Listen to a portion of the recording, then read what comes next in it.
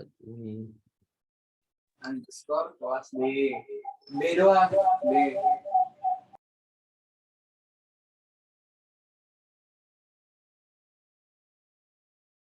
spotlight.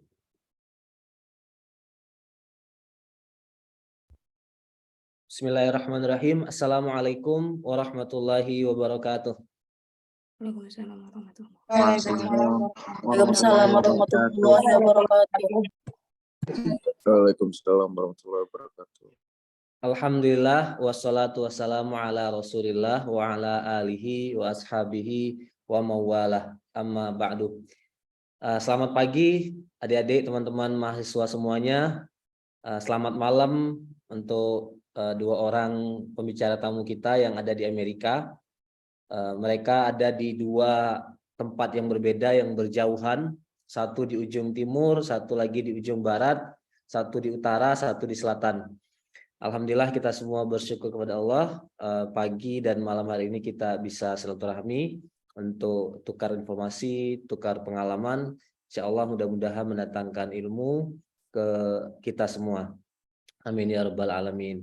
Sebagaimana sudah saya umumkan bahwa pertemuan kita hari ini adalah pertemuan dalam bentuk daring, dan tema kita hari ini adalah tentang kehidupan Muslim di Amerika Serikat. Ini sesungguhnya masih inline dengan mata kuliah kita, agama Islam dan kemuhamadiyahan, terutama penekanan kita pada mata kuliah ini adalah akidah atau keyakinan, keimanan kepada Allah Subhanahu wa taala. Nah, topik ini topik yang sangat luas, ada banyak hal yang perlu kita kaji, kita pelajari. Di antaranya adalah kita perlu memahami tantangan-tantangan untuk menjadi seorang muslim di zaman modern itu apa gitu. Nah, yang kemudian kita pilih untuk kita diskusikan pada hari ini adalah kita memahami kehidupan modern di Amerika Serikat, apa yang menjadi tantangan akidahnya, apa yang menjadi tantangan untuk menjadi seorang muslim, menjaga identitas, dan secara umum juga kita ingin mengenal seperti apa sih kalau kita orang Indonesia, diaspora Indonesia tinggal hidup di Amerika Serikat dan kemudian ya tetap berupaya menjadi seorang muslim yang baik di Amerika Serikat. Nah, alhamdulillah sudah hadir bersama kita dua orang pembicara tamu. Yang pertama Mbak Imamatul Khair. Tadi katanya boleh dipanggil Mbak Imah ya. Imamah. Jadi kepemimpinan, insya Allah ini Mbak Imah ini seorang pemimpin sekarang dan di masa yang akan datang. Yang kedua Mas Hamzah Firman atau Bang Hamzah Firman. Dari namanya kita tahu doanya adalah supaya seperti sahabat Nabi Hamzah itu juga leader insya Allah. Nah, tadi sudah saya sampaikan dua-duanya datang dari state yang berbeda, dari ujung utara ke ujung selatan, dari ujung timur ke ujung barat. Dua-duanya akan memberi pengantar dengan presentasi mengenai topik kehidupan Islam di Amerika, dan insya Allah nanti kita punya waktu yang cukup untuk tanya jawab gitu. Jadi teman-teman silahkan mengeksplor, bertanya, memuaskan rasa ingin tahu tentang kehidupan Muslim di Amerika Serikat. Saya akan bacakan dulu CV-nya dari pembicara kita. Yang pertama akan dimulai dari Mbak Imah. Mbak Imah ini dari Pamekasan, dari Madura ya, Mbak Imah ya? Saya dari Sumeneb, Madura, Pak. Tapi sekolah SMA di Pamekasan. Oh ya, itu dua kabupaten yang berbeda ya? Iya, betul. Ya, ya. Jadi daerah Sumeneb itu paling paling utara ya? Benar nggak, Mbak? Kabupaten di Madura yang paling utara? Timur kali ya, Pak. Oh, paling timur. Tapi paling Sumeneb jauh dari paling ujung. Sukamadu. Gimana, Pak? Paling ujung ya? Ya, paling ujung. Dekat Paling Suramadu, ujung. Bangkalan. Oh iya, iya, iya. Masya Allah. Dari tempat paling ujung aja sampai ke Amerika tuh.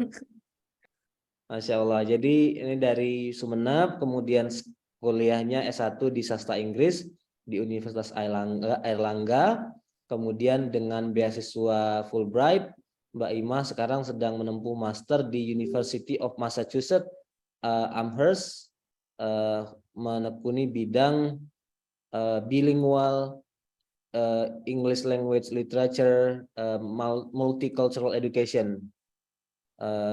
Dan Mbak Imah ini aktif sekali di banyak kegiatan, pernah menjadi tutor bahasa Inggris, kemudian pernah menjadi member of executive committee dari Inter-Asia Cultural Studies Conference, pernah anggota dari masyarakat ilmu linguistik, pernah menjadi delegasi Indonesia di kegiatan internasional yang disebut dengan Young Southeast Asian Leaders Initiative, kemudian mendirikan satu lembaga namanya OEL, Online English Learning. Nah, sekarang sudah berubah, Pak. Oh, sudah berubah. Iya, saya Ya, sebut lebih apa namanya, sudah developed, namanya kami ubah jadi Sastra Lingua Indonesia. Oh, Sastra Lingua Indonesia. Masya Allah, banyak sekali pengalaman-pengalaman dari Mak Imah yang kemudian membawa dia sampai kepada beasiswa ke Amerika Serikat. Dan yang paling penting dari itu semua adalah pertanyaan bagaimana menjadi Muslim di Amerika Serikat, gitu. Jadi ini bukan hanya dimensi kognitif, bukan hanya dimensi soal bagaimana kita belajar menguasai ilmu, tapi juga menjadi dimensi spiritual, bagaimana kita menjadi makhluk Allah yang berusaha terus meningkatkan ketakwaan kita kepada Allah. Oke, itu Mbak Imah. Nanti Mas Hamzah saya perkenalkan, saya baca CV-nya ketika Mas Hamzah akan memulai presentasi. Kita mulai dengarkan presentasi dari Mbak Imah. Siap, terima kasih Pak Rofik.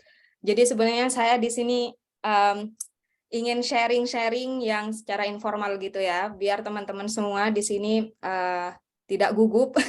Padahal saya sendiri gugup ini. Jangan gugup. Karena topik menjadi seorang Muslim di Amerika Serikat itu sebenarnya pembicaraan yang berat gitu ya. Selain kita juga membicarakan tentang bagaimana kita maintaining our belief di sebuah negara yang dominannya adalah Kristen, itu sangat memerlukan waktu untuk beradaptasi dengan lingkungan sekitar gitu. Tapi semoga teman-teman semua dari apa yang akan saya jelaskan, teman-teman semua bisa menarik pemahaman lebih lanjut mengenai seorang Muslim yang awalnya dari negara yang mayoritas Muslim gitu ya, kemudian pindah ke Amerika Serikat yang mayoritasnya adalah beragama Kristen atau bahkan tidak memiliki agama begitu ya, tidak mempercayai adanya Tuhan gitu. Nah, jadi saya akan mulai presentasinya dan semoga oke, sebentar. Semoga ini akan bermanfaat bagi teman-teman semua. Oke, apa sudah terlihat? Sudah. Oke, baik. Assalamualaikum warahmatullahi wabarakatuh. Waalaikumsalam. Waalaikumsalam warahmatullahi wabarakatuh. Oke, teman-teman semua dari Universitas Muhammadiyah Yogyakarta ya, Pak? Ya. Ya, oke. Saya ini baru pertama kali mengisi di Universitas Muhammadiyah gitu ya. Tapi saya tidak ingin membedakan apakah saya dari NU ataukah saya dari Muhammadiyah gitu. Semuanya bersaudara, semua adalah Muslim gitu ya. Dan pada kesempatan kali ini saya akan memberikan beberapa cerita mengenai pengalaman-pengalaman saya berada di Amerika Serikat selama hampir sudah 2 tahun. Dan ini sudah menginjak ke tahun kedua. Dan judulnya di sini sebenarnya simple ya, Being Muslim in America. Tapi yang sulit itu adalah how do we practice being a Muslim in America, gitu ya, teman-teman. Dan pertanyaan yang sering kali saya pikirkan gitu ya sebelum saya pindah ke Amerika adalah bagaimana ya seandainya dunia ini tanpa Islam dan juga dunia ini dengan Islam gitu. Dan pertanyaan itu saya jawab ketika saya berada di sini. Oke, nah sedikit perkenalan dulu. Saya lahir di Madura, yang notabene-nya adalah masyarakat yang dominan dengan agama Islam gitu ya. Dan banyak sekali pesantren-pesantren yang didirikan di Madura, sehingga karakteristik atau identitas saya sebagai seorang Muslim di masyarakat Madura itu insya Allah sudah melekat gitu, mulai dari sejak saya lahir. Namun seringkali kan kita ini ya, dalam kehidupan manusia itu ada namanya metamorfosa gitu ya. Ketika mungkin di tahun usia keberapa kita masih mencoba untuk eksplorasi, kemudian pada saat kuliah sudah mengetahui nih apa yang diwajibkan oleh seorang Muslim dan lain sebagainya. Nah, seperti yang sudah Pak Raufik sampaikan kepada teman-teman semua, saat ini saya sedang menempuh pendidikan di Master of Education di Bilingual ESL and Multicultural Education di University of Massachusetts Amherst. Nah, sebenarnya jurusan ini tidak hanya fokus ke language teaching, tapi juga ke bagaimana culture itu bisa mempengaruhi pembelajaran bahasa Inggris dan juga identitas seseorang. Dan uniknya di sini untuk pelajaran multicultural education itu sebenarnya agak riskan gitu ya, ketika kita berada di kelas multicultural education di konteks Amerika Serikat. Ada beberapa teori yang tidak sejalan dengan Islam gitu, sehingga teman-teman semua yang misalnya nanti akan meneruskan pendidikan di hal-hal yang berkaitan dengan culture perlu hati-hati begitu ya. Kemudian saya mendirikan Sastra Lingua Indonesia sebagai salah satu lembaga yang fokus di bidang penerjemahan dan juga pembelajaran bahasa, tidak hanya dalam bahasa Inggris, tapi juga dalam bahasa-bahasa lainnya. Jadi kalau misalnya teman-teman membutuhkan informasi tentang pembelajaran bahasa dan lain sebagainya untuk nanti sekolah di luar negeri gitu ya, atau tujuan lainnya, silakan check out our Instagram. Kalau misalnya teman-teman ingin mengikuti keseharian saya di Amerika Serikat ataupun di Indonesia nantinya ketika saya balik, silakan bisa menghubungi saya lewat social media yang sudah saya berikan di situ ya. Oke. Nah, jadi sebenarnya ada 4 hal yang ingin saya paparkan ya. Ini katanya 20 menit, tapi semoga 4 topik ini bisa terangkum gitu ya. Yang pertama itu mengenai kenapa sih saya harus kuliah di luar negeri gitu ya, apalagi di US yang katanya itu sekuler atau yang katanya itu Islamofobianya sangat tinggi gitu ya. Nah, kemudian yang kedua, kira-kira apakah ada environment yang dia itu ramah Muslim? Terus yang ketiga itu adalah bagaimana kita berkomitmen terhadap ibadah kita sebagai seorang Muslim, dan yang keempat adalah bagaimana seorang Muslim itu bisa menjadi suara yang mewakili Muslim-Muslim lainnya gitu. Nah, yang pertama itu adalah saya ingin tanya kepada teman-teman gitu ya. Kalau misalnya kalian berpikir atau mendengar kata Amerika dan Islam, kira-kira pandangan teman-teman seperti apa? Sekuler. Sekuler. Oke, terus apa lagi, ada jawaban lain? Silakan bisa langsung open mic. Non-Muslim, Kak. Non-Muslim country, oke. Oke, kira-kira itu ya, kalau misalnya kita udah ngomongin tentang Amerika gitu, kayaknya mereka tidak tidak ramah Muslim, atau mereka tidak memiliki agama Muslim gitu ya. So there are some kind of issues yang sebenarnya sudah lama sekali diberitakan di media-media gitu ya. Seperti misalnya US itu masyarakatnya itu Islamofobia. Kalau teman-teman tidak tahu Islamofobia itu intinya kayak takut terhadap orang-orang yang beragama Islam gitu. Nanti mungkin Pak Raufik bisa menambahkan tentang the foundations of Islam in either references yang sudah didiskusikan di grup gitu ya, di kelas maksudnya.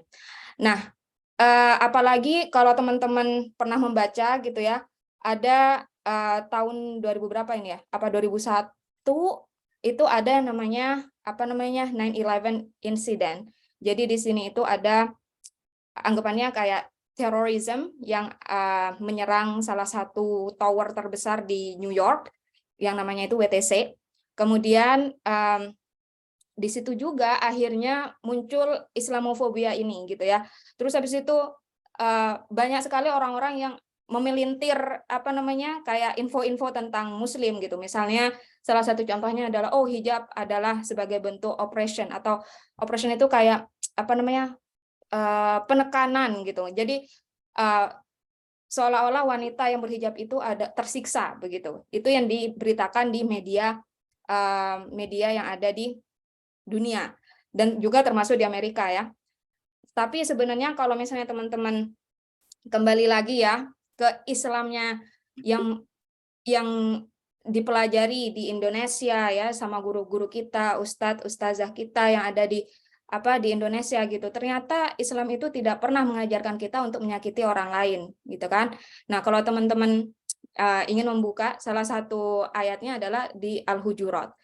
Jadi di Al-Hujurat ini dijelaskan bahwa kami ciptakan manusia itu laki-laki dan perempuan berbangsa-bangsa dan bersuku-suku untuk saling mengenal. Jadi ketika teman-teman nanti ke luar negeri itu ya sebenarnya sudah tidak ada rasa kebencian gitu yang seharusnya bisa dihindarkan gitu ya. Nah, kemudian ada juga nih yang mengenai tentang hijab. Nah, hijab itu sebenarnya untuk protektor, justru malah untuk protektor dan juga sebagai simbol atas identitas kita sebagai Muslim gitu. Nah, kemudian ada kejadian yang menarik gitu ya. Ada banyak Muslim yang datang ke Amerika itu, mereka seolah-olah seperti ada di Pamplona Bull Race. Nah, jadi kalau teman-teman tahu salah satu salah satu budaya semacam kayak bull race yang ada di Spain kalau nggak salah ya. Jadi kalau kalian lihat banteng gitu ya, ketika banteng itu dibuka dari kandangnya gitu, mereka langsung lari gitu. Nah, jangan seperti itu ya. Kalau misalnya kalian misalnya pindah ke negara A atau B yang mayoritasnya adalah Kristen gitu, jangan menjadi banteng yang seolah-olah dia itu terlepas dari kurungnya gitu. Karena tadi itu kita harus kembali lagi kepada ideologi kita bahwa hijab itu adalah sebagai protector dan juga sebagai sign to our identity as a Muslim. Nah, kemudian secularism in education.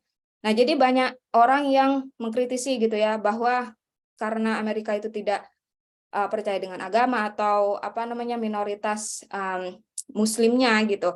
Jadi tidak ada pelajaran yang berkaitan dengan religion dan akhirnya menyebabkan banyak orang itu berprasangka bahwa sistem pendidikan yang ada di Amerika itu ada sekuler gitu.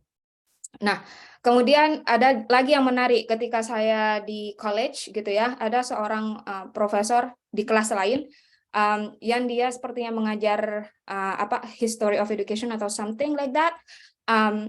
Terus di salah satu kayak poster yang ditampilkan di hall gitu mengatakan bahwa teknologi itu sudah dianggap sebagai dituhankan gitu oleh orang-orang yang ada di Amerika. Itu adalah beberapa kontroversi yang ditemukan gitu ya sebelum dan juga sesudah saya ada di Amerika. Tapi ingat lagi bahwa kebenaran yang ada di Islam itu adalah setiap orang gitu ya, setiap pembelajar itu memiliki spiritual journey. Jadi kalau misalnya spiritual journey ini tidak diakui atau tidak diterima dalam sistem pendidikan gitu, nah itu sangat berbahaya untuk identitas dari pembelajar tersebut gitu secara spiritual. Kemudian ada lagi nih bahwa sebenarnya yang menciptakan teknologi memang manusia, tapi sekali lagi bahwa adanya inovasi-inovasi itu kan sebenarnya datangnya tidak natural dari manusia gitu ya, tapi karena Allah menciptakan manusia dengan banyak kelebihan seperti logika dan juga otak kita yang bisa berpikir secara kreatif dan lain sebagainya, maka pada akhirnya inovasi yang sudah kita lihat di kehidupan kita sehari-hari itu adalah pemberian yang dititipkan kepada manusia gitu. Nah, jadi hal-hal ini yang menjadi banyak perbincangan gitu ya di kehidupan kita sebagai seorang Muslim yang ingin menempuh pendidikan di Amerika. Nah, tapi teman-teman semua, saya sampai saat ini masih terus mempertanyakan gitu ya, sebenarnya apa sih tujuan saya ke sini gitu kan. Nah, jadi sebenarnya kalau saya pikir-pikir, oh ya dulu mungkin saya memberikan memberikan tawaran kepada pihak beasiswa bahwa saya ingin mengembangkan XYZ misalnya ya. Nah, tapi di satu sisi pastinya ada hal-hal lain yang ingin dipelajari dan juga ingin disebarkan gitu, terutama yang berkaitan dengan Islam gitu ya, yang berkaitan dengan my identity as a Muslim. Dan otomatis keinginan saya untuk menjadi seorang Muslim di Amerika itu tidak lain dan tidak bukan adalah untuk mengurangi prejudis atau prasangka orang-orang yang ada di US terkait dengan pandangan mereka terhadap Muslim yang ada di Amerika. Nah, jadi ini foto waktu saya berpartisipasi di salah satu seperti kayak apple picking yang ada di mana itu ya, intinya di sekitar Amherst di kota kami di sini. Dan kalau teman-teman lihat ini tidak semuanya Muslim gitu ya, mostly mereka Christian, sepertinya ada yang juga Jewish, dan sepertinya juga ada yang Buddhis kalau tidak salah. Tapi di sini sekali lagi identitas kita sebagai Muslim itu adalah identitas personal dan juga identitas komunal gitu. Jadi meskipun kita berinteraksi dengan non-Muslim, tapi sekali lagi apa yang kita tunjukkan kepada saudara-saudara kita di luar sana non-Muslim itu juga menjadi cerminan bagi mereka bahwa ternyata Muslim itu seperti ini begitu. Nah, itu yang dimaksud dengan to tackle the prejudice of people in the US. Oke, yang kedua ini tentang apakah ada lingkungan di sini yang friendly Muslim gitu. Oke, kita akan bahas satu-satu. Nah, jadi teman-teman, ini menarik ya, karena setiap provinsi yang ada di Amerika itu memiliki demografi dan juga fasilitas yang berbeda-beda ya. Tapi kebanyakan memang kalau secara Muslim population di Massachusetts ini termasuk yang rendah gitu. Kemudian dominan religionnya Kristen. Kemudian kalau jumlah masjidnya, kalau di saya sendiri di Amherst ini hanya ada satu masjid, dan itu sekitar 30 menit dari kampus. Kemudian yang terpenting ketika kita memilih tempat untuk studi gitu atau untuk tinggal di luar negeri, itu kita memperhatikan crime rate-nya yang ada di provinsi tersebut. Dan insya Allah kalau misalnya crime rate-nya itu rendah, maka friendliness terhadap Muslim itu juga akan tinggi gitu. Dan teman-teman ingat sekali lagi bahwa ini suatu pelajaran penting yang masih terus saya gali gitu ya, bahwa safar itu atau perjalanan itu memberikan ketegasan terhadap identitas kita sebagai seorang Muslim dan juga ketaatan kita kepada Allah. Dan kalau teman-teman ingin ngetes gitu ya keimanan kita sejauh apa gitu, maka teman-teman harus bersafar atau bepergian gitu, karena itu akan terlihat tuh kalau misalnya ada cobaan A, B, C, apa kita bisa melewati itu semua atau tidak. Nah, kita akan bahas mulai satu-satu ya. Dari prayer rooms, ada nggak sih prayer rooms yang ada di Amherst gitu atau di kota-kota lain? Nah, most of the time itu prayer rooms yang ada di kota-kota itu biasanya ada di kampus, dan di kampus ini biasanya ada di student union atau apa ya, kalau di Indonesia itu bangunan untuk BEM kali ya. Terus habis itu yang pertama ini, gambar pertama itu prayer room-nya di UMass Amherst tempat saya kuliah. Terus yang kedua itu prayer room yang ada di Stanford University. Waktu itu saya berkunjung di sini, dan uniknya untuk yang student unionnya yang di Stanford University, prayer room ini ruangannya itu bersebelahan dengan student organization dari agama lain, misalnya Buddhis, Hindu, dan lain sebagainya gitu. Nah, kemudian pasti ini pertanyaan yang banyak dan sering kali ditanyakan gitu ya.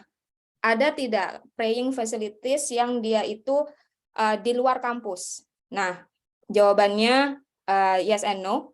Kalau yes-nya itu, kalau misalnya kalian menemukan masjid terdekat, berarti ya ada tempat sholat. Tapi most of the time itu sangat jauh-jauh gitu. Nah, bagaimana cara mengatasinya? Maka yang dilakukan adalah, kalau misalnya saya belajar di perpustakaan misalnya, ya otomatis saya sholatnya di perpustakaan, meskipun tidak ada ruangan yang benar-benar untuk sholat.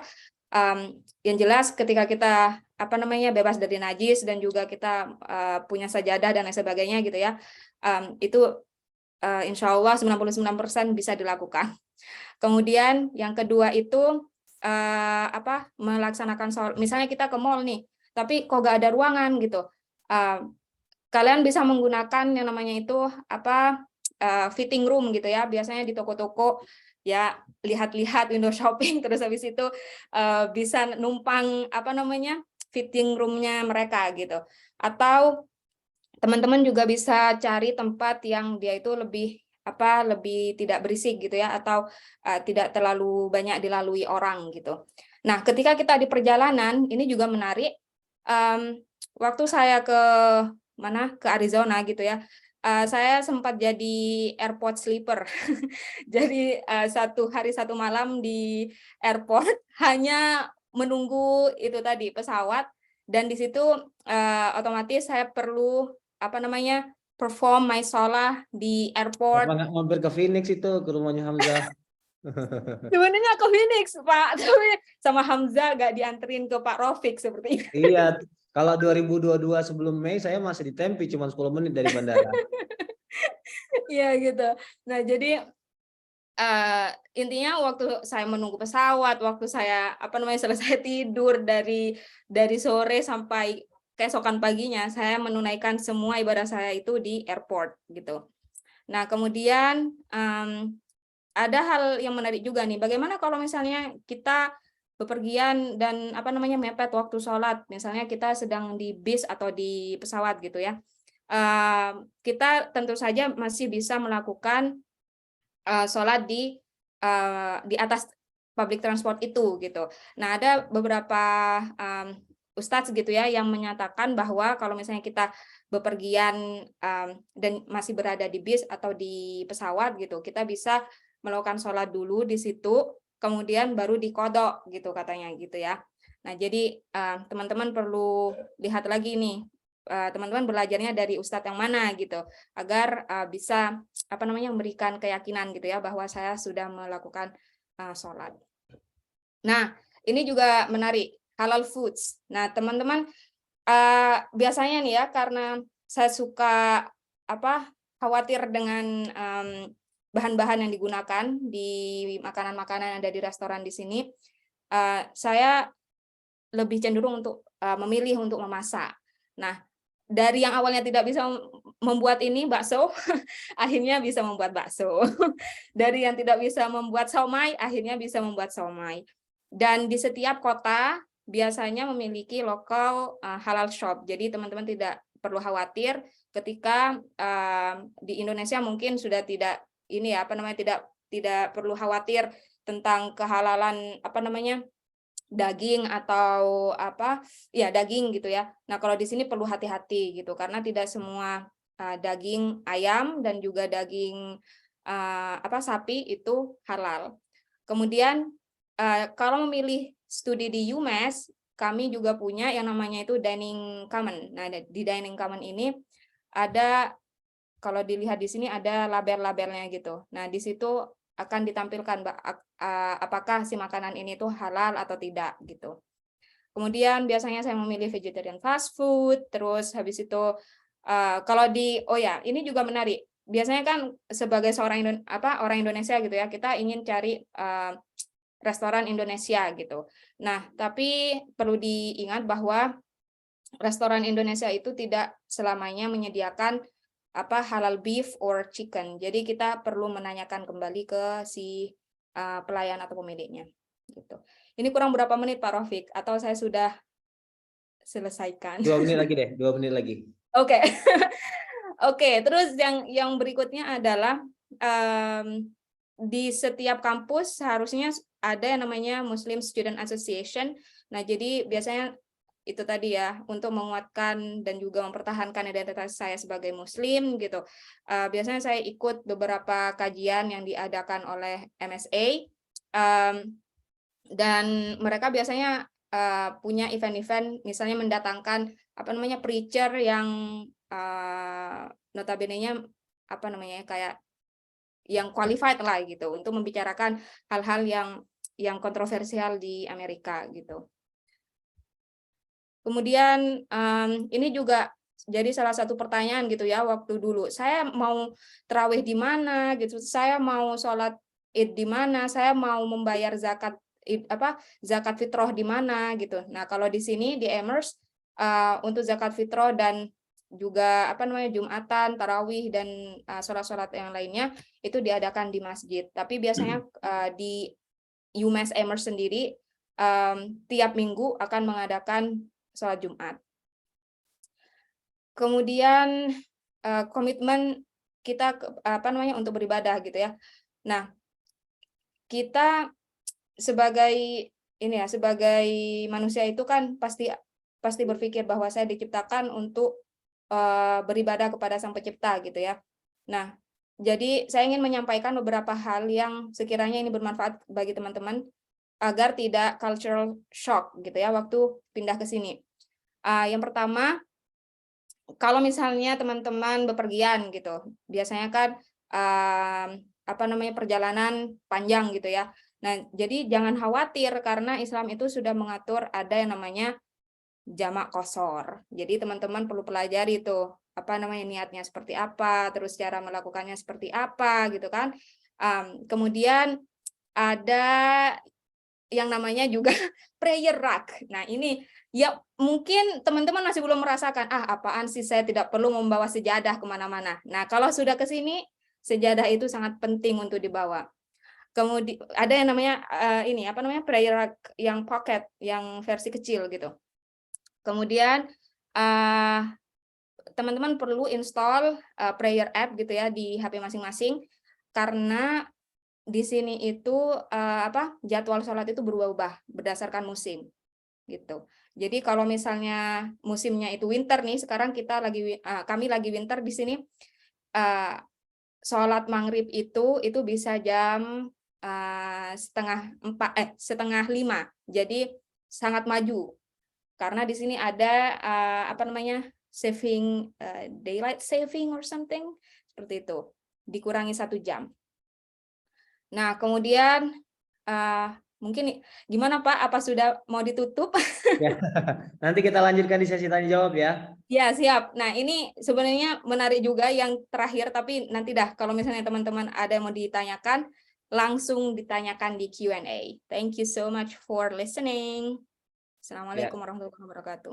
Waalaikumsalam warahmatullahi wabarakatuh. Terima kasih. Waalaikumsalam warahmatullahi wabarakatuh. Waalaikumsalam. Ya, presentasinya menarik. Jadi tadi pesan inti dari Mbak Imah itu adalah kita harus safar ya. Itu mudah-mudahan pesan yang membekas di memori teman-teman. Jadi biar punya perencanaan. Next, I'm gonna go to United States. I'm gonna go to USA, to Europe, to test my iman. Tadi kan begitu kata Mbak Imah gitu. Imam Syafi'i juga pernah bilang gitu, safir tajid iwadon amman tufariquh. Safarlah, bepergianlah, kamu akan mendapatkan ganti lebih banyak, ganti lebih baik dari apa yang kamu tinggalkan back home di tanah air gitu. Kita dapat pengalaman, kita dapat wawasan, kita dapat teman, dan kita yang paling penting itu adalah meningkatkan iman gitu. Kalau di tanah air aja kita nggak kepikiran tuh ngetes iman, kita nggak kepikiran dakwah misalnya, atau kita nggak kepikiran untuk lebih banyak belajar Islam. Tapi karena udah keluar negeri, ketemu teman-teman kanan kiri beda agama. Nah, we need to explain Islam properly, apalagi di tengah prejudis, di tengah Islamofobia, kebencian terhadap Islam. Oke, menarik sekali Mbak Iman. Nanti silahkan teman-teman siapkan pertanyaannya, tanya dari berbagai aspek. Pembicara selanjutnya Mas Hamzah. Nah, Mas Hamzah ini has been living in United States longer than Mbak Ima, even longer than me. Very long, ya. Mas Hamzah sudah bahkan pendidikan jenjang SMA-nya sudah di Amerika, di kampusnya ASU ya, Mas Hamzah ya, benar? Ya betul, ASU Preparatory Academy. Ya betul. Ya, jadi itu kampus yang dikelola, SMA yang dikelola oleh kampus saya di ASU Arizona State University, tapi kuliahnya dia pindah. Nah, Mas Hamzah ini murtad ini. Tapi masih sama-sama di Arizona. Jadi dari Arizona State University pindah ke University of Arizona. Itu rival abadi loh. Jadi rival terutama dalam permainan bola gitu. Selalu ngerasa saingan. Nah, di kampus Mas Hamzah selesai tahun 2021, alhamdulillah lancar tepat waktu 4 tahun. Bidang yang diambil adalah Information Technology. Benar ya, Mas Hamzah? Betul, Pak. Jadi teknologi informasi, dan minornya kalau di Amerika boleh punya 2 jurusan, itu computer science itu. Nah, di samping kuliah, Mas Hamzah ini aktif di berbagai organisasi, pernah jadi presiden Permias, Persatuan Mahasiswa Indonesia Amerika Serikat, cabang Tucson, cabang kampusnya, pernah jadi atau malah mungkin masih ya wakil ketua pengajian Arizona. Jadi isinya bapak-bapak, isinya senior-senior. Mas Hamzah sudah menempatkan diri sebagai seorang wakil presiden, memimpin kegiatan-kegiatan keagamaan di Arizona, dan punya banyak cerita, punya banyak pengalaman how to be a Muslim living in the United States of America. Oke, without further ado, kita persilakan Mas Hamzah. Jazakallah khair. Terima kasih Pak Taufik atas intronya. Insyaallah. Bismillahirrahmanirrahim. Bismillahirrahmanirrahim. Oke teman-teman, kita akan mendengarkan sedikit cerita singkat dari saya yang selama ini sudah tinggal di Amerika sebagai Muslim. Insyaallah saya juga mau sharing screen. Kira-kira udah kelihatan belum ya? Proses. Total berapa tahun Mas Hamzah sekarang di Amerika? Sekarang sudah 11 tahun. Alhamdulillah. Masya Allah, 11 tahun. Oke. Silakan, sudah terlihat. Iya, Masya Allah. Tapi baru kerasa kayak kemarin baru kesini. Ya Allah. Oke ya.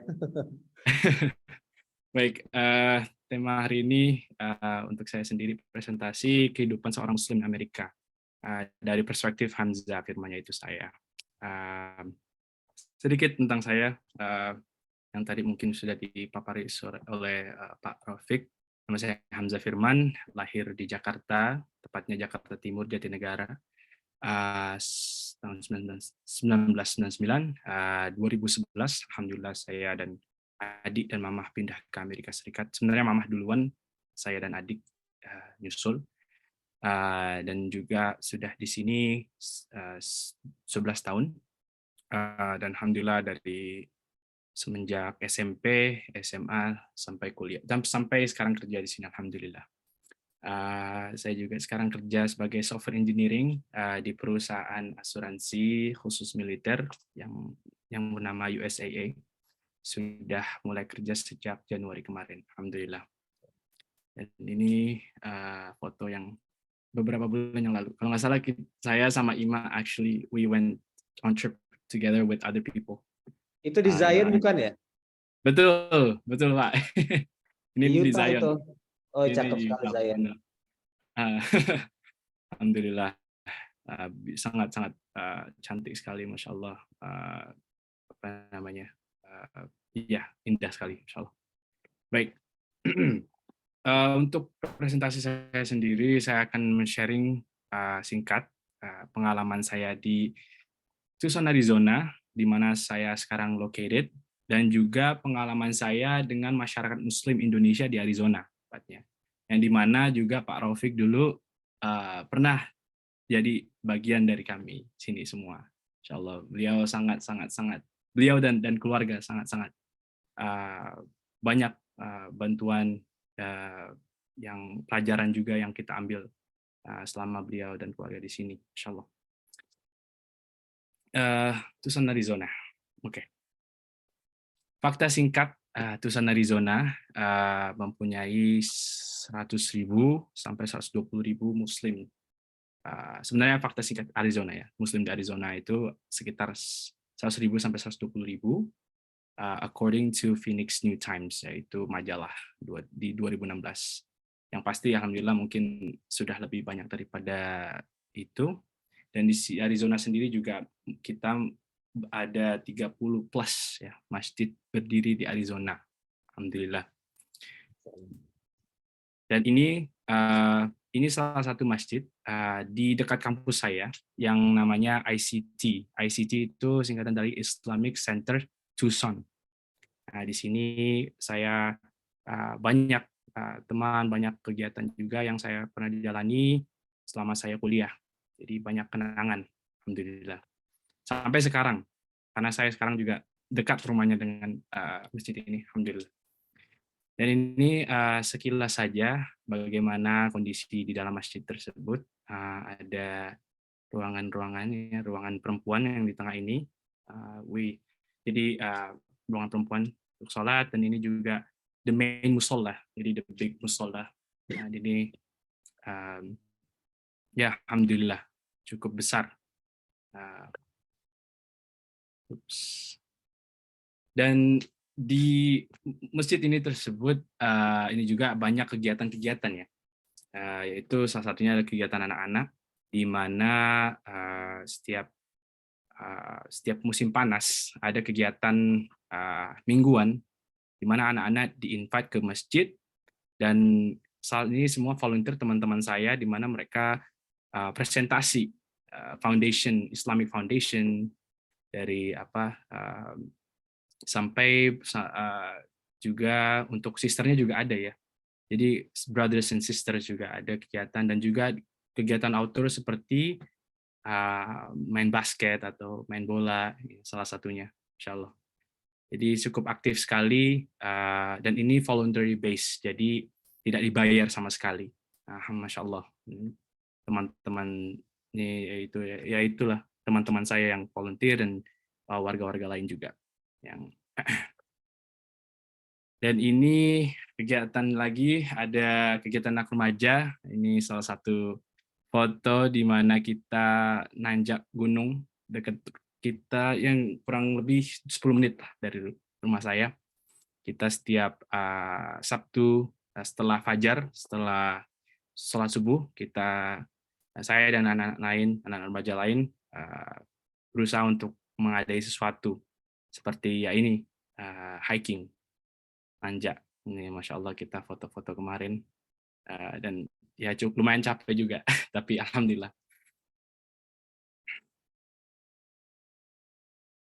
Dan kegiatan lainnya di Tucson adalah di masjid ini adalah halaqah dan khatirah. Alhamdulillah kita sering kali mengadakan halaqah setiap Jumat, dan khatirah juga setiap Rabu dan Minggu di masjid.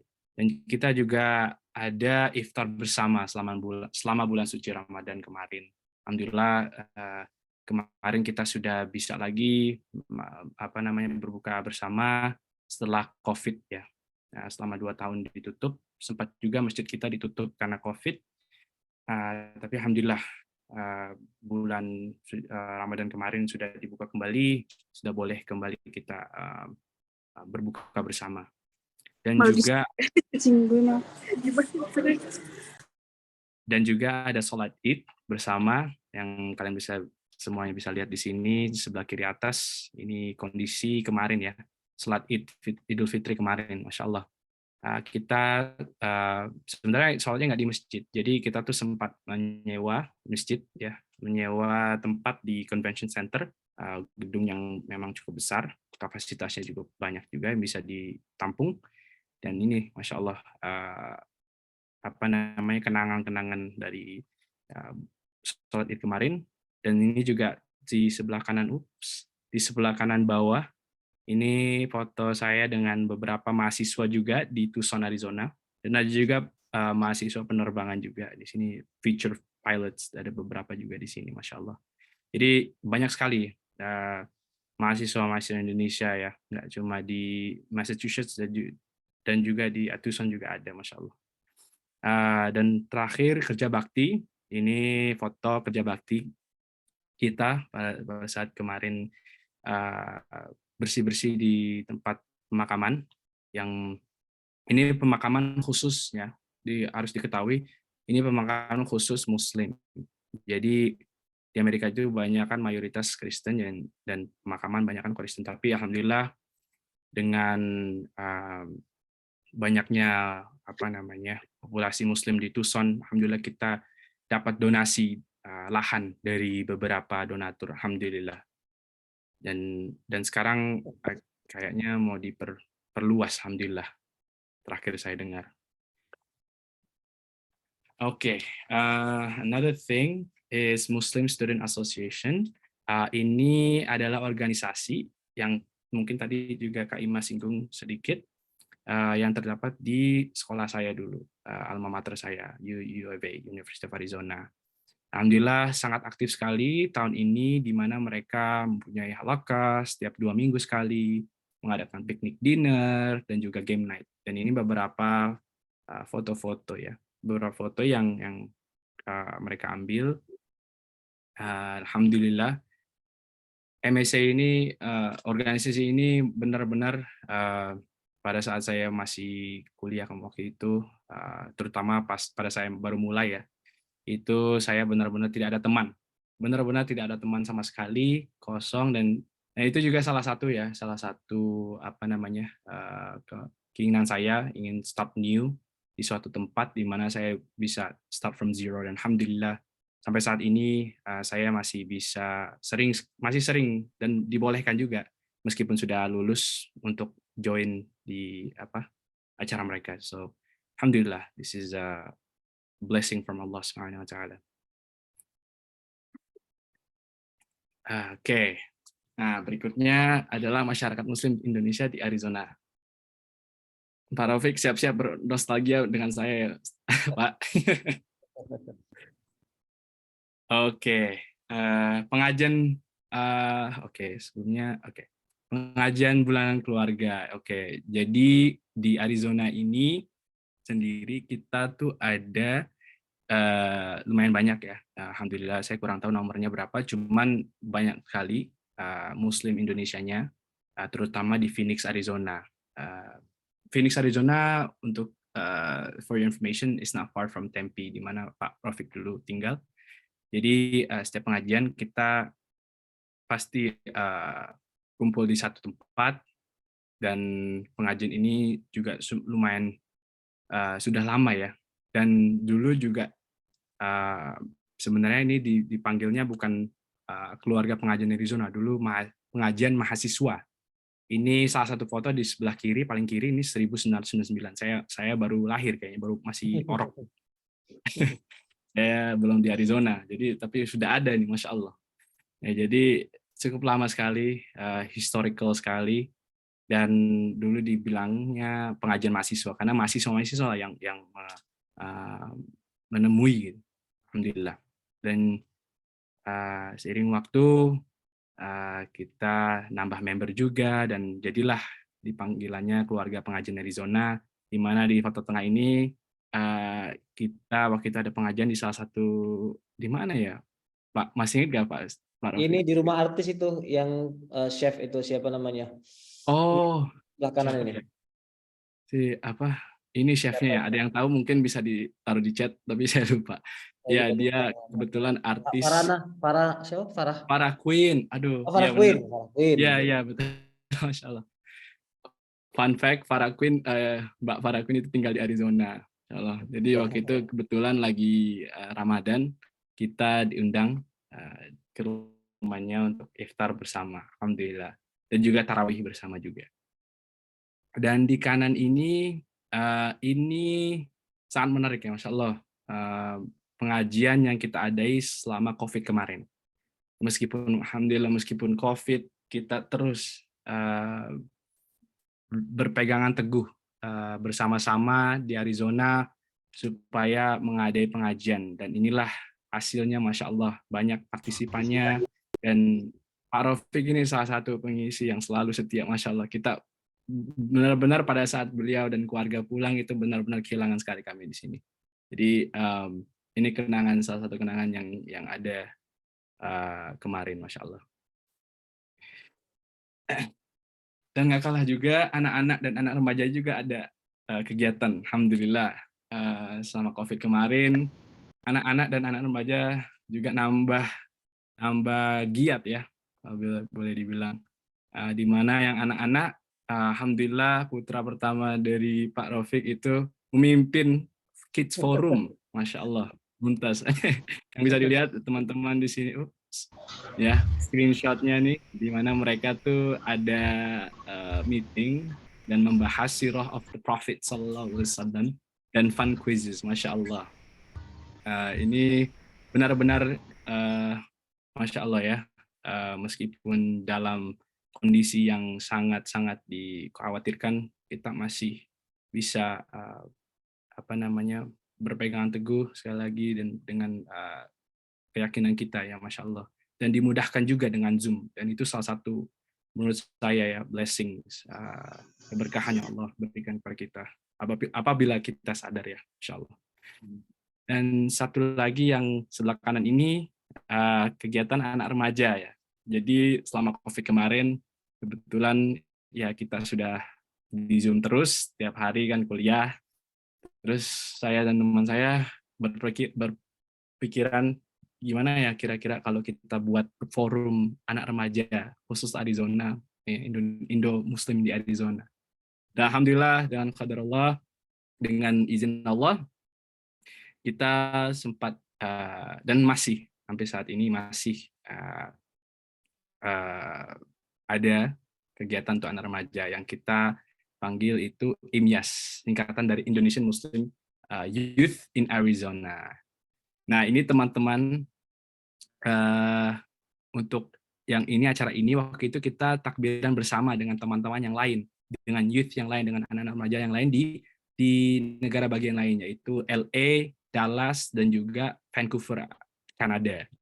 Dan teman-teman bisa lihat di sini, ini screenshot ya, di mana setelah kita takbiran kemarin, waktu 2021 kemarin, ya Masya Allah, sangat seru sekali, Insya Allah, karena meskipun jauh, tapi dekat di hati, alhamdulillah. Oke, berikutnya kegiatan di bulan Ramadan. Alhamdulillah di bulan Ramadan kemarin kita dan sudah melewati COVID ya, kita mulai lagi iftar bersama di salah satu rumah keluarga Muslim Indonesia di Arizona. Dan ini adalah kegiatan yang biasanya kita sering lakukan di bulan Ramadan. Seminggu sekali kita mengadakan iftar bersama dan juga ada halaqah sebelum iftar, sebelum berbuka, dan tarawih bersama juga. Dan di sebelah kanan atas ini, screenshot di mana tiap hari kita adakan tadarus yang dimana mengajar untuk tamatkan Al-Quran ya, 30 juz selama bulan Ramadan. Jadi tiap hari kita tuh ngumpul selama mungkin 2-3 jam untuk menamatkan 1 juz per hari, alhamdulillah, selama 30 hari. dan alhamdulillah selalu hatam di akhir dan takbiran bersama, masya Allah, itu sangat seru sekali, masya Allah. Oke, berikutnya sholat Idul Fitri. Kita juga ada di Arizona, di mana masjid lokal kemarin kebetulan menyewa stadium. Ini stadiumnya universitasnya Pak Rafiq. ASU, Arizona State University. Kebetulan kemarin disewa satu stadium dan banyak sekali yang datang dan untuk sholat Id, alhamdulillah berjalan dengan lancar, dan itu pertama kalinya saya sholat di stadium sebesar ini, insya Allah. Dan bisa dilihat teman-teman, ini foto keluarga saya dan keluarga Ustadz Pak Rafiq. Saya kalau di sini di Arizona dulu manggilnya Ustadz Rafiq, jadi Pak Rafiq baru pertama kali saya manggil Pak Rafiq. Biasanya Ustadz Rafiq.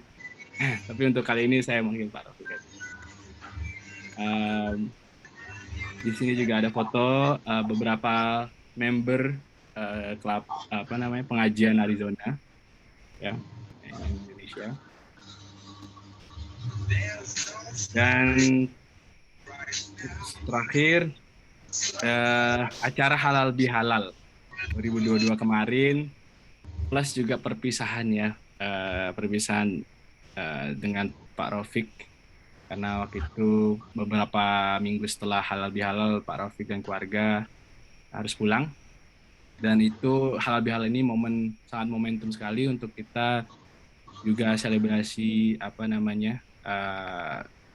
secara Islami, diadakan di salah satu sekolah Muslim di Arizona, di mana banyak sekali rincian acara seperti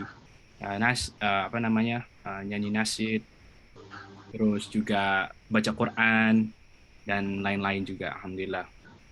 Dan ini foto, ya inilah inilah semuanya ya, semua anggotanya. Tapi mungkin ada lebih banyak lagi yang belum datang, cuman yang inilah. Ini persiapannya, insya Allah. Oke, ada 3 takeaway yang saya harapkan teman-teman bisa ambil dari presentasi saya yang singkat ini, yaitu pertama, keyakinan kuat kepada Allah. Keyakinan kuat kepada Allah itu timbul di saya pada saat saya tuh pindah ya ke Tucson, Arizona, dan sebenarnya pindah negara juga dari Indonesia ke Arizona, Amerika Serikat. Karena di sini seperti yang Kak Ima bilang tadi ya, banyak perbedaan yang sangat signifikan, di mana mayoritasnya adalah non-Muslim, dan kita benar-benar diuji sekali ya, keimanan kita, dan itulah di mana keyakinan kuat kepada Allah itu datang ya. Karena kalau tidak yakin kepada Allah, di mana semuanya akan baik-baik saja, nggak mungkin saya ketemu dengan masyarakat Indonesia di Arizona dan ketemu teman-teman di Tucson, dan bisa beribadah secara nyaman ya, di tempat saya sekarang, alhamdulillah. Yang kedua adalah keberanian untuk menjadi Muslim. Banyak kalangan anak-anak dan anak-anak remaja ya, yang dimana tuh mereka selalu berusaha menutupi identitas mereka sebagai Muslim. Dan saya itu pernah istilahnya terperangkap ya di situasi tersebut, pada saat saya masih middle school, masih SMP, sampai pertengahan SMA. Di mana tuh saya meskipun nama saya Hamzah ya, Hamzah, dan mereka kurang tahu Hamzah itu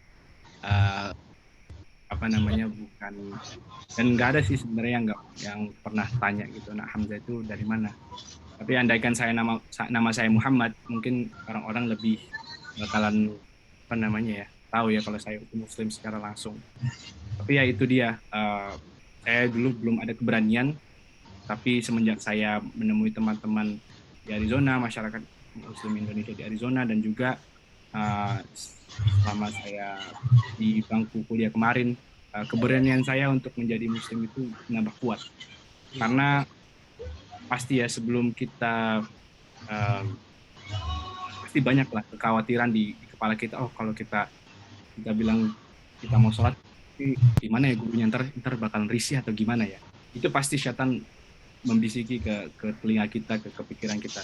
Tapi sebenarnya kalau kita hanya berani bisa mengatakan bahwasanya mohon maaf saya harus sholat Jumat atau sholat zuhur sebentar lalu balik lagi, itu mereka akan lebih respect kepada kalian semua. Jadi harus ada keberanian dan inisiatif ya. Itu yang lesson saya, yang pelajaran yang saya pelajari. Jangan pernah takut untuk menunjuki identitas kita sebagai Muslim. Yang terakhir, kekeluargaan yang tak terputus. Ini benar-benar saya rasakan selama saya di Arizona, tinggal di Arizona di Amerika selama 11 tahun ini. Karena kalau di Indonesia rasanya gimana ya, kalau semuanya sama itu nggak terlalu kena ya, bahasa gaulnya kena gitu. Maksudnya kalau di sini kan karena kita minoritas, kita tidak tidak banyak yang seperti kita, jadi kekeluarganya itu, rasa kekeluargaan, rasa kebersamaan itu lebih kuat. Jadi selama saya tinggal di Arizona sebagai Muslim dan bertemu dengan Muslim dari beberapa negara juga, nggak cuma Indonesia, itu setiap ketemu mereka pasti punya ikatan yang spesial gitu loh.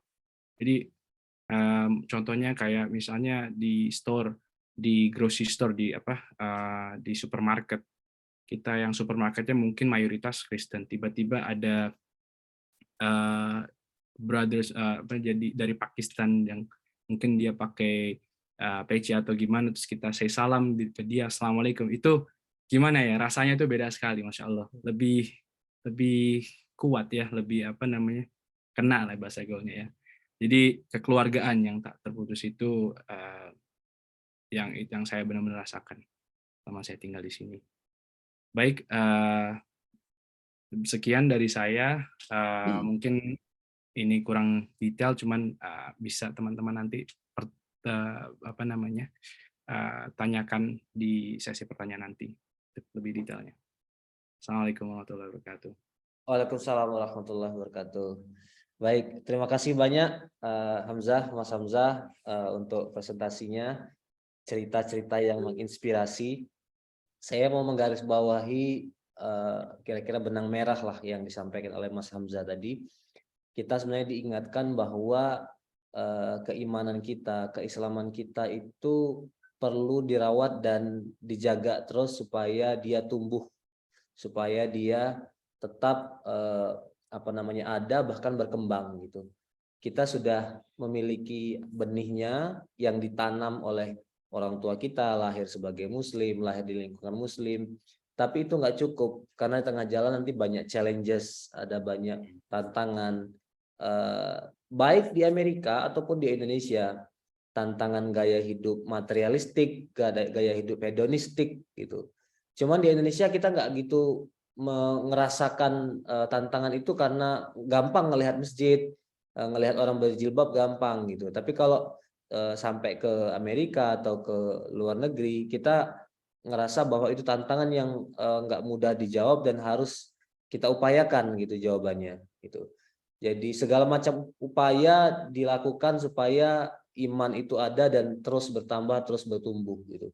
Karena kalau nggak dijaga ya akhirnya ya bisa terjadi hal-hal yang lain. Bukan hal yang asing bagi kita ngelihat diaspora Indonesia nggak practicing agama gitu, nggak menganggap bahwa nilai-nilai agama itu penting, atau bahkan ya sudah living Islam. Saya mungkin tidak perlu menyebut nama, mungkin kalau saya sebut Hamzah kenal, di anggota pengajian Arizona itu ada anak muda yang diam-diam dia sudah meninggalkan agama Islam atau bahkan meninggalkan agama gitu. Orang tuanya belakangan mungkin baru tahu, dia ceritanya ke orang lain. Nah, orang lain itu yang cerita ke saya. Saya dulu suka dengar curhat-curhat orang mengenai ya kehidupan beragama keluarganya gitu. Jadi itu tantangan hidup menjadi muslim di luar negeri, khususnya di Amerika Serikat. Ini saya sampaikan, obrolan ini saya buka ke teman-teman supaya punya imajinasi gitu. Supaya kita bersyukur dengan apa yang kita miliki hari ini, menjadi muslim di negara mayoritas muslim. Kita selama ini mengambilnya for granted, tapi sebenarnya itu sesuatu yang mahal. Orang harus berjuang untuk mempertahankannya. Gitu. Oke, saya undang semuanya untuk terlibat, untuk tanya, untuk komentar, untuk menyampaikan apapun kepada pembicara kita. Silakan langsung di unmute. Jadi silakan langsung di raise your hand, kemudian sampaikan pertanyaannya supaya bisa didengar suara. Kalau bisa juga tunjukkan videonya biar bisa kelihatan. Oke, yang sudah angkat tangan ada Ahmad Papila Al-Hafiz dari kelas D. Silakan.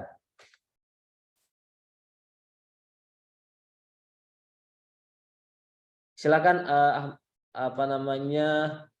Ahmad Papila Al-Hafiz.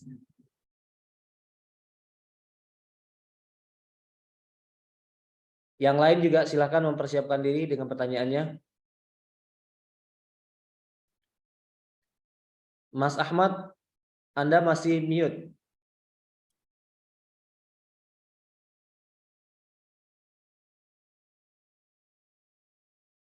Oh, belum kedengaran ya. Yang lain silahkan menyiapkan pertanyaan sambil menunggu student. Itu sudah Rafiq Mia. Rafiq Mia silakan. Baik Pak, Bismillah. Mau bisa show videonya? Videonya Pak. Ya. Nah. Oke. Izin bertanya buat Mbak Ima sama Mas Hamzah ya. Ini aku mau bertanya, kenapa buat Mbak Ima ataupun Mas Hamzah, kenapa memilih untuk melanjutkan studinya di Amerika gitu? Padahal juga ada banyak negara yang tidak harus Amerika gitu.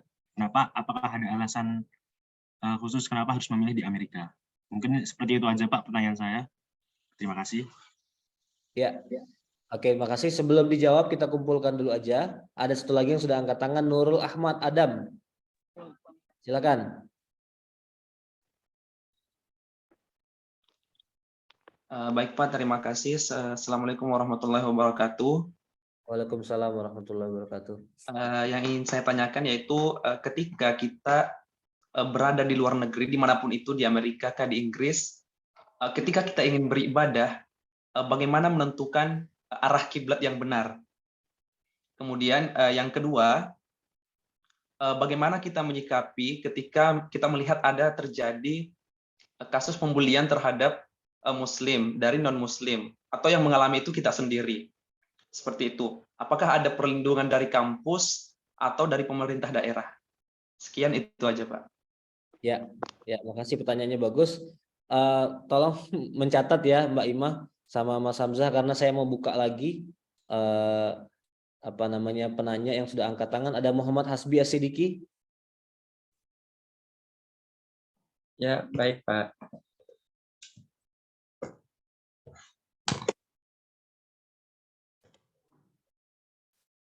Baik, langsung aja. Assalamualaikum warahmatullahi wabarakatuh. Waalaikumsalam warahmatullahi wabarakatuh. Saya izin bertanya untuk Mbak Ima sama Mas Hamzah. Pertanyaannya ialah, ketika sudah menjadi mahasiswa di luar negeri, khususnya di Amerika, kalau kita mau meminta kerja seperti part-time, apakah itu paspor visanya termasuk visa pelajar atau visa turis ya Kak? Mohon untuk penjelasannya terkait kerja part-time sambil kuliah di negara Amerika sendiri. Baik, terima kasih. Wassalamualaikum warahmatullahi wabarakatuh. Waalaikumsalam warahmatullahi wabarakatuh. Oke, kalau gitu kita, karena juga waktunya tinggal 20 menit, jadi semua pertanyaan kita dengarkan. Kita hanya buka satu sesi untuk tanya jawab, dan setelah itu langsung dijawab oleh kedua-duanya, dan pada pukul 9.40 waktu Indonesia Barat atau 9.40 PM waktu New York, waktu Massachusetts, kita akhiri. Yang sudah angkat tangan lagi ada Mas Fahmi, Ghulam.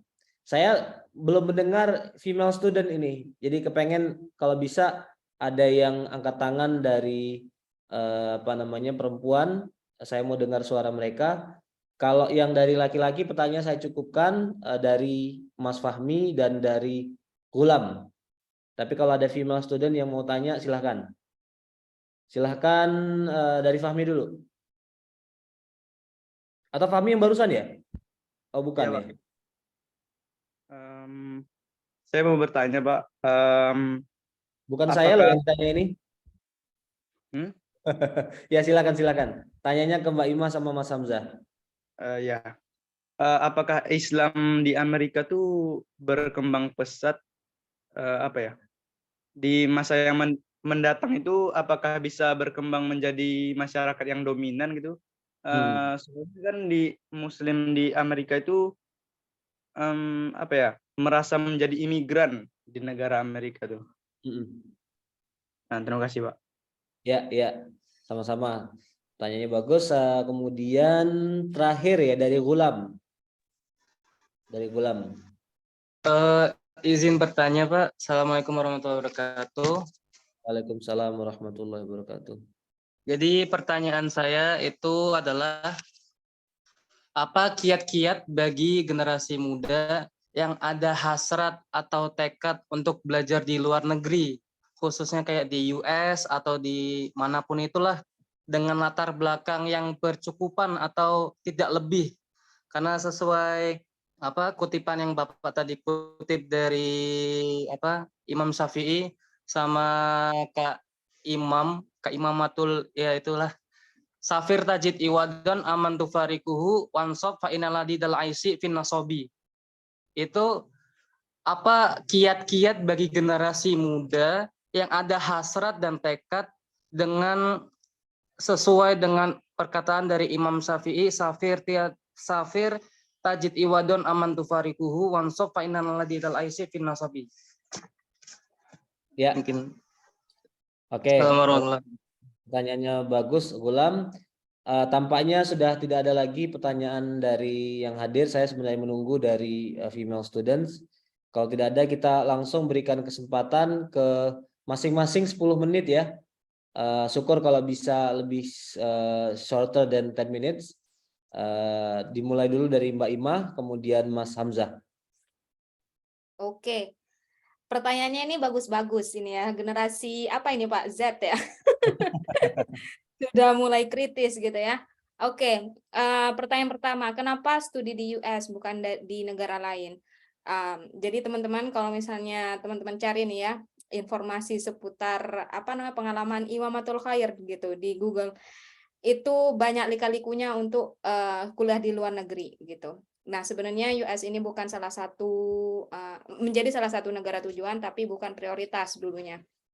Tapi karena dapat beasiswanya di US, akhirnya saya memilih US, dan juga karena di US ini language teaching-nya memang lebih berkualitas gitu ya daripada ketika saya memilih di negara Asia gitu.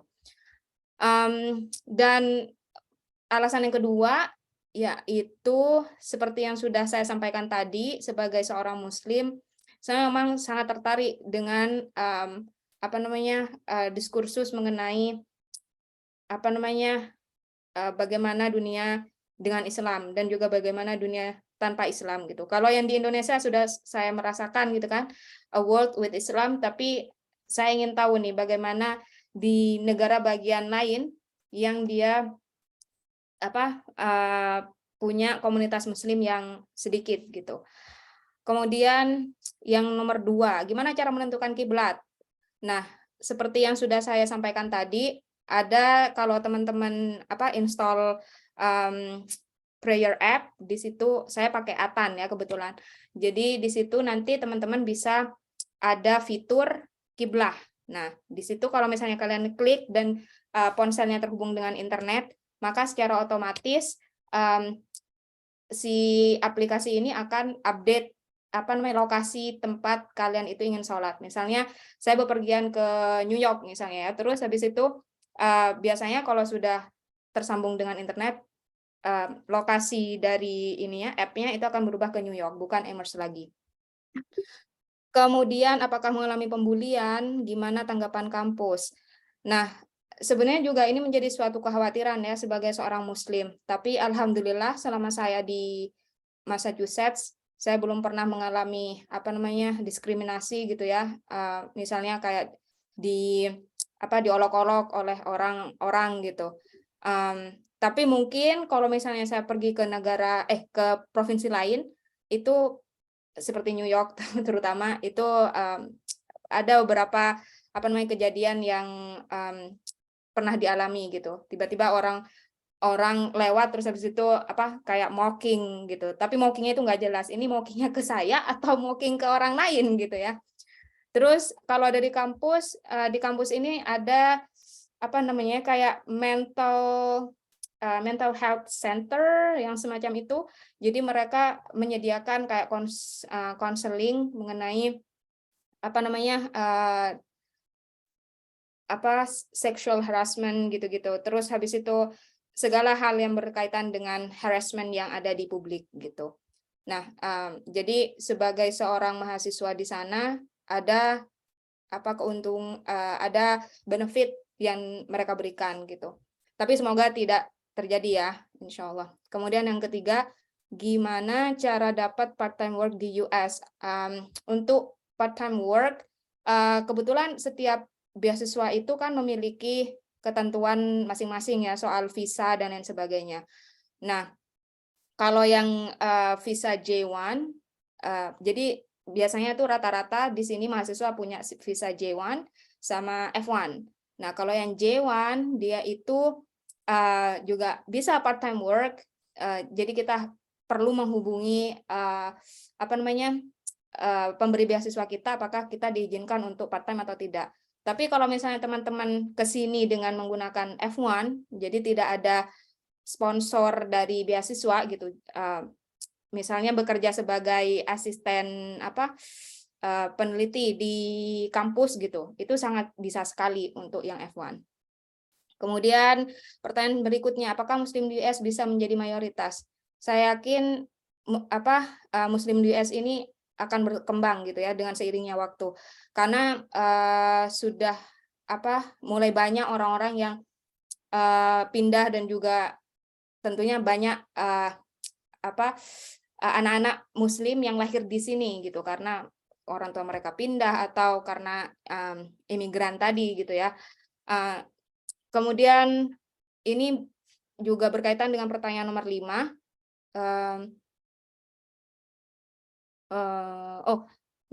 Ini yang nomor 4 dulu. Jadi ada persepsi bahwa Muslim itu sebagai imigran gitu ya.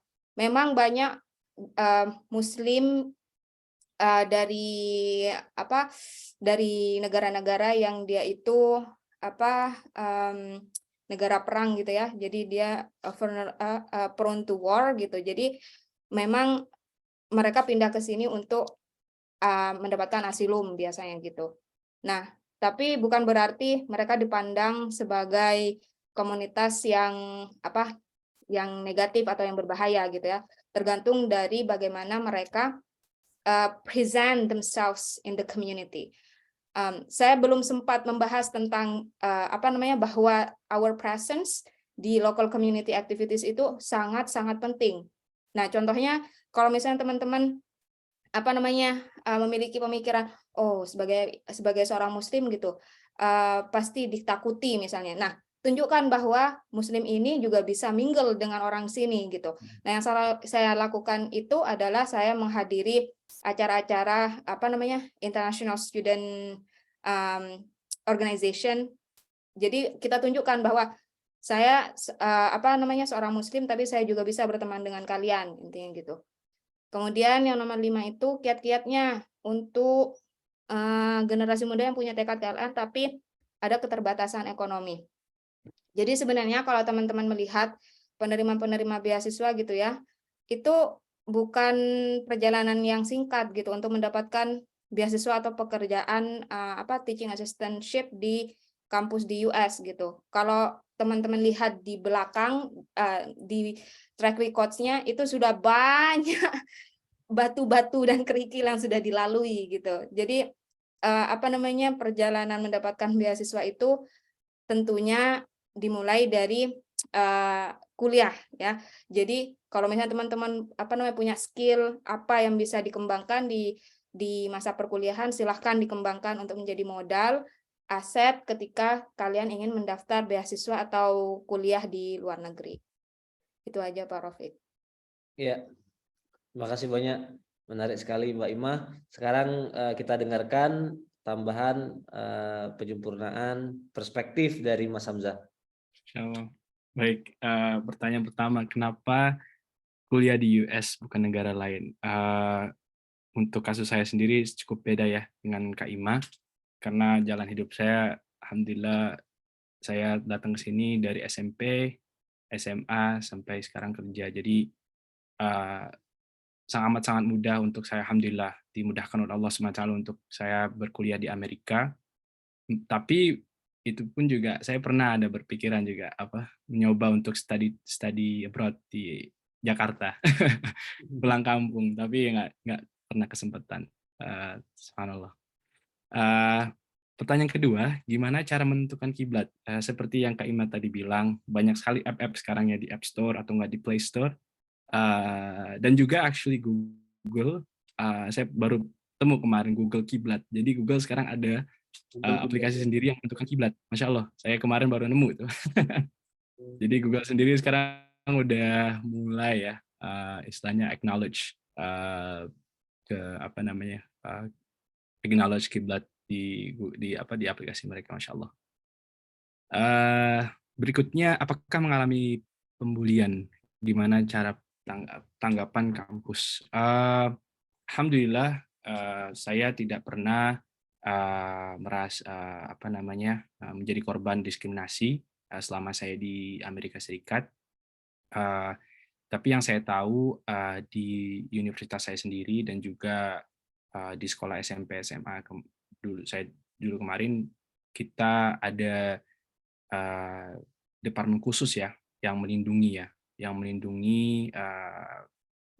kita untuk free of practice of religion, jadi untuk beribadah. Di universitas sendiri yang yang saya tahu departemennya itu adalah Departemen Diversity and Inclusion. Jadi disitulah terdiri salah satunya Dewan Bagian Keagamaan di departemen tersebut yang melindungi semua religion untuk beribadah ya di kawasan kampus. Pertanyaan ketiga, gimana cara dapat part-time work di US? Untuk mungkin ini lebih menjuru kepada international student ya. Yang saya tahu dari pengalaman saya, teman saya itu kebetulan alhamdulillah saya punya beberapa teman mahasiswa Indonesia juga yang sempat bekerja part-time di restoran di kampus, dan itu dinyatakan boleh untuk international student di US, particularly boleh untuk bekerja hanya di kawasan kampus, dimanapun itu tidak masalah, yang penting di kawasan kampus. Alhamdulillah. Jadi dan juga ada beberapa program-program lain yang alhamdulillah kampus di Amerika itu sangat membantu, seperti makanan gratis. Ada program namanya Campus Pantry, di mana setiap seminggu 3 kali malah kita bisa datang, yang penting ada student ID, datang dan bisa mendapatkan beberapa makanan free seperti nasi, apa aja, makanan kaleng juga. Dan alhamdulillah itu sangat membantu sekali untuk international student terutama. Apakah Muslim di US bisa menjadi mayoritas? Insya Allah itu Allahu a'lam ya. Tapi yang saya lihat sekarang banyak sekali institusi Islam di Amerika yang sudah berdiri, terutama di Texas. Texas itu di bagian tengah ya. Di Texas itu banyak sekali masjid-masjid dan institusi, salah satunya Yakin Institute. Kalau mungkin teman-teman pernah dengar Imam Omar Sulaiman, atau Nurman Khan dari East Coast itu yang di YouTube itu Yasir Qadi salah satunya itu. Mereka adalah sosok-sosok ya imam ya yang sekarang ini Masya Allah banyak sekali proyek-proyek mereka yang benar-benar membawa harum nama Muslim, nama Islam di Amerika Serikat. Dan kalau dibilang menjadi mayoritas, insya Allah akan. Dan sekarang juga banyak sekali semenjak COVID kemarin institut-institut ini tuh membuka program-program online. Jadi meskipun saya di sini, saya bisa melihat program Yakin Institute secara online, Al-Maghrib secara online, ada institut lagi namanya Al-Maghrib, itu banyak sekali, benar-benar banyak sekali topik-topik Islam, topik-topik dari foundation sampai advance ya, Masya Allah, di online, Masya Allah.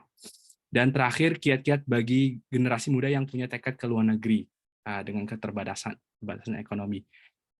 Dari pengalaman saya, alhamdulillah saya udah di sini karena qadar Allah, tapi dari pengalaman saya tahu banyak banget mahasiswa internasional dulu yang benar-benar datang dari pedesaan, like desa-desa di Indonesia, yang pedalaman-pedalaman gitu, sampai di sini, subhanallah. Jadi itu benar-benar memberitahu saya bahwasanya kalau ada keyakinan, kalau ada keistiqomahan, insya Allah jalan akan dimudahkan oleh Allah SWT. Jadi teman-teman apabila ada kemauan, at least ya ada niat, diniatkan aja dulu, disalawatin dulu, insya Allah kita ikhtiar tiap hari, insya Allah bisa insya Allah. Baik, sekian dari saya, Pak Rafiq. Mohon maaf apabila ada salah kata. Assalamualaikum. Waalaikumsalam warahmatullahi wabarakatuh. Terima kasih Mas Hamzah untuk jawabannya. Sekali lagi memberikan inspirasi untuk kita semua yang mendengar. Teman-teman semuanya silakan siap-siap ya. Kita akan mengakhiri sesi ini dengan foto nanti. Jadi please dress properly. Yang pakai jilbab, pakai hijab, yang semuanya juga laki-laki juga begitu. Kita akan foto bersama. Nah, sebelum ditutup, saya ingin memberikan catatan akhir. Jadi itu sebenarnya sekolah ke luar negeri, kemudian bergaul secara global, punya teman lintas batas, itu amanat dari Al-Quran. Itu perintah Allah. Banyak sekali ayat-ayatnya. Misalnya qul siru fil ardi. Katakanlah Muhammad, sampaikanlah kepada mereka jalan-jalanlah gitu. Artinya travel lah supaya luas wawasan, supaya bergaul dengan orang lain. Dalam surah Al-Baqarah ini ayat favorit juga suka saya sampaikan, surah Al-Baqarah 148. Ada firman Allah, wa kadzalika ja'alnakum ummatan wasata litakunu syuhada'a 'alan nas. Kami jadikan kalian umat Islam itu umat yang tengahan, nggak ekstrim, nggak berlebih-lebihan, nggak kurang juga, selalu ada di ranah moderasi. Nah, itu modal bagi kita supaya apa? Kita menjadi syuhada. Syuhada itu artinya saksi. Apa sih makna saksi itu? Saksi itu to witness, artinya melihat, yang melihat perkembangan global, konstelasi politik global, melihat bagaimana culture yang lain, melihat orang lain hidup di tempat lain gitu. Tapi juga makna lain dari syuhada itu go beyond sekedar menyaksikan. Melihat itu menjadi saksi artinya menyampaikan kebenaran. Kalau kita datang ke persidangan, kita dijadikan saksi, apa yang kita lakukan? We are giving a testimony. Jadi menjadi syuhada itu artinya menyampaikan kebenaran kepada orang lain. Jadi kita itu ditugasi menjadi agent of Islam gitu. Nah, itu frame yang harus kita punya. Kita ini semua agent of Islam, orang yang menjadi saksi membawa Islam keluar gitu.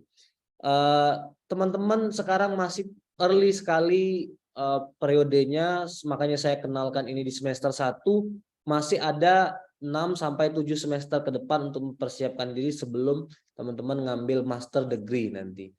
Betul tadi kata Mas Hamzah, Mbak Imah, semuanya harus dimulai dari niat yang tinggi, keinginan yang tinggi.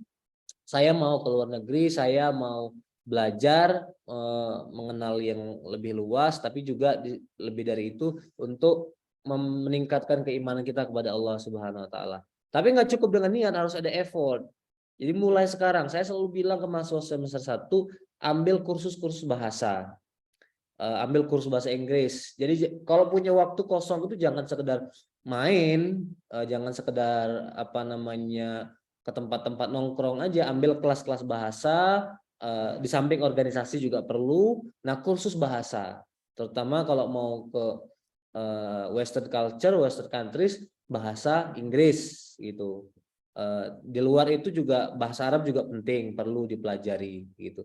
Dan above anything else itu kita harus punya komitmen untuk belajar Islam, untuk belajar Al-Quran, Jadi jangan sampai belajar bahasa Inggris, jangan sampai kursus di mana, aktif di mana-mana, tapi Qurannya ternyata kedodoran, keteteran.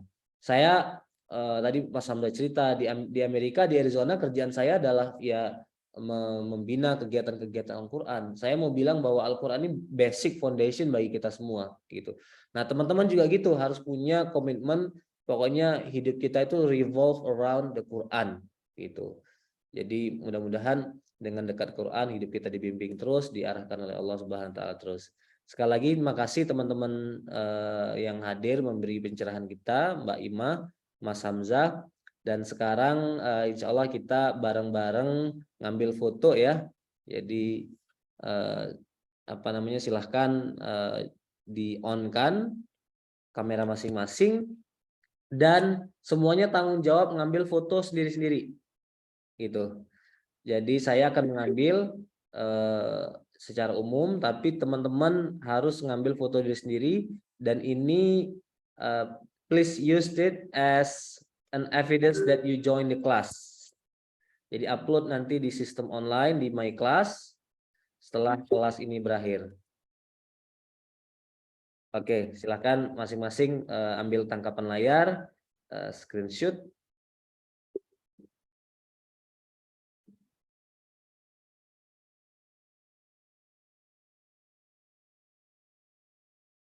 Ya, selamat melanjutkan kegiatan semuanya teman-teman yang hadir.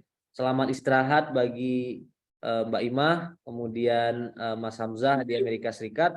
Mudah-mudahan Allah lancarkan, permudah segala urusan di sana. Jazakallah khair Pak Rafiq atas invitasinya. Terima kasih Pak Rafiq sudah diundang. Ya, sama-sama. My honor, my pleasure to have you. Ya, terima kasih semuanya. Assalamualaikum warahmatullahi wabarakatuh. Oke, semuanya sudah diambil. Kita akhiri dengan hamdalah. Alhamdulillahirobbilalamin. Alhamdulillah. Terima kasih Pak. Terima kasih Pak. Ya, sama-sama. Terima kasih Pak. Love you all. Terima kasih Pak. Ya. Terima kasih Pak. Namanya Imam. Terima kasih Pak ya. Ya, sama-sama. Izin pamit ya Pak. Silakan. Selamat beraktivitas.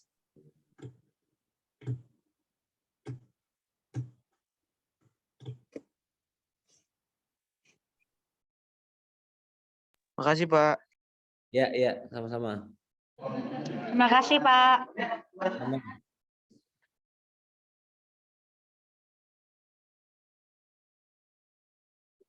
Ada yang sedang di kelas ya? Ada yang sudah masuk ke mata kuliah lain?